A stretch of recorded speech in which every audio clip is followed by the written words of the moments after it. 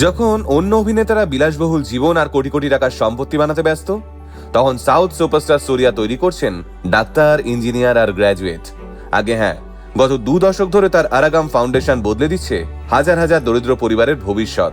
যে ছেলে মেয়েদের স্বপ্ন একসময় টাকার অভাবে মাঝপথেই থেমে যাওয়ার কথা ছিল, আজ তাদের অনেকেই ডাক্তার, ইঞ্জিনিয়ার, শিক্ষক কিংবা সফল আইটি কর্মী। কিন্তু প্রশ্ন হলো, একজন সুপারস্টার কেন হঠাৎ গরিব ছেলে মেয়েদের শিক্ষার দায়িত্ব নিজের কাঁধে তুলে নিলেন? কিভাবে জন্ম হলো এই আরাগাম ফাউন্ডেশনের? চলুন তাহলে রিল থেকে রিয়েল সূর্যা সিংহামের জীবনের গল্পটাই আমরা জেনে নিই। আজকের সুপারস্টার সূর্যার আসল নাম সারাভানান শিবকুমার। 23 জুলাই 1975 তামিলনাড়ু চেন্নাইয়ে জন্মগ্রহণ করেন সারাভানান। বাবা শিবকুমার ছিলেন তামিল সিনেমার জনপ্রিয় অভিনেতা, তাই অনেকেই ভাবতে পারেন সূর্যার জীবন বুঝি শুরু থেকেই সহজ ছিল। কিন্তু বাস্তবটা একটু অন্যরকম। অভিনয়ে আসার আগে তিনি একটা গার্মেন্টস ফ্যাক্টরিতে কাজ করতেন। সহকর্মীরা পর্যন্ত জানতেন না যে তিনি একজন বিখ্যাত অভিনেতার ছেলে। আসলে সূর্যার স্বপ্ন ছিল ব্যবসা করার, নায়ক হওয়ার নয়। কিন্তু পরিবারের আর্থিক দায়িত্ব, বিশেষ করে মায়ের ঋণ শোধ করার জন্যই তাকে সিনেমার জগতে পা রাখতে হয়। 1997 সালে অভিনয় শুরু করলেও সাফল্য সহজে আসেনি। অভিনয় নিয়ে সমালোচনা, একের পর এক ব্যর্থতা, সবকিছুই সহ্য করতে হয়েছে তাকে। অনেকেই বলতো এই ছেলে কখনো বড় অভিনেতা হতে পারবে না। কিন্তু হার মানেননি সূর্যা। ধীরে ধীরে নিজের অভিনয় দক্ষতা, পরিশ্রম আর অধ্যবসায় দিয়ে তিনি সেই সব ধারণা বদলে দেন। একে একে নন্দা, কাকা কাকা, গজনী, সিংহম, সুরারাই পুত্র এবং জয় ভীমের মতো সিনেমা দিয়ে তিনি হয়ে ওঠেন তামিল সিনেমার অন্যতম বড় সুপারস্টার। কিন্তু আজকের গল্পটা শুধু সুপারস্টারের সাফল্যের গল্প নয়, এটা এমন একজন মানুষের গল্প যিনি নিজের জীবনের সংগ্রাম থেকে বুঝেছিলেন দারিদ্র্য কত বড় বাধা হতে পারে। একদিন শুটিং চলাকালীন গ্রামের এক মেধাবী ছাত্রের সঙ্গে কথা বলতে গিয়ে সূর্যা জানতে পারেন ছেলেটি পড়াশোনায় অত্যন্ত ভালো হলেও শুধু টাকার অভাবে হায়ার স্টাডিজ করতে পারছে না। সেই ঘটনা তার মনকে ভীষণভাবে নাড়িয়ে দেয়।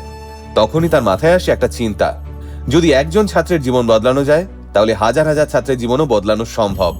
আর সেই ভাবনা থেকেই 2006 সালে জন্ম নেয় আরাগাম ফাউন্ডেশন।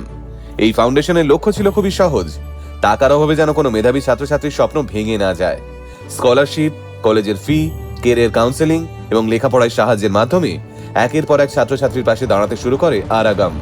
এভাবেই শুরু হয় এক নীরব বিপ্লব। বছর গড়ানোর সঙ্গে সঙ্গে এই উদ্যোগ বড়ও হতে থাকে।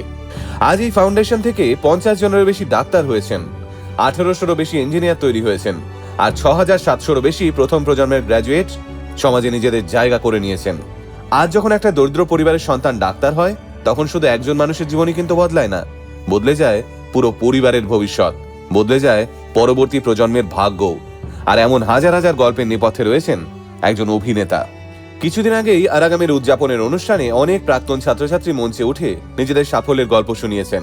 কেউ সফটওয়্যার ইঞ্জিনিয়ার, কেউ ডাক্তার, কেউ আবার নিজের পায়ে দাঁড়িয়ে অন্য ছাত্রদের পড়াশোনার খরচ দিচ্ছেন। সেদিন সূর্যাও বলেছিলেন, জীবনে অনেক সিনেমা হিট হয়েছে, কিন্তু একজন ছাত্রের জীবন বদলে দিতে পারার আনন্দের সঙ্গে কোনো সাফল্যের তুলনাই হয় না।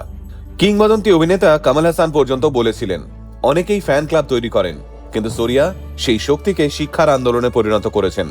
পরিচালক ভেত্রিমারানও বলেছিলেন, 2 দশক আগে যেখানে অনেকেই ব্যবসা বা ব্যক্তিগত সম্পত্তি বাড়ানোর কথা ভাবতেন, সেখানেই সূর্যা বেছে নিয়েছিলেন শিক্ষার পথ। হয়তো এই কারণেই সূর্যা অন্যদের থেকে আলাদা। সিনেমা তাকে সুপারস্টার বানিয়েছে ঠিকই, কিন্তু আরাগাম ফাউন্ডেশন তাকে মানুষের হৃদয়ে জায়গা করে দিয়েছে। আসলে সুপারস্টারডাম বোধহয় একেই বলে, যে মানুষটা শুধু পর্দাতেই নায়ক নন, বাস্তব জীবনেও হাজার হাজার মানুষের ভবিষ্যৎ বদলে দেন, তাকেই তো সত্যিকারের নায়ক বলা যায়। তাই হয়তো আজও যখন সূর্যার নাম ওঠে, মানুষ শুধু একজন অভিনেতাকে মনে করে না, মনে করে এমন একজন মানুষকে যিনি কোটি টাকার সম্পত্তি নয়, বরং তৈরি করে চলেছেন হাজার হাজার সফল জীবনের গল্প। আর সত্যি বলতে পৃথিবীতে এর চেয়ে বড় উত্তরাধিকার বোধহয় আর কিছুই হতে পারে না।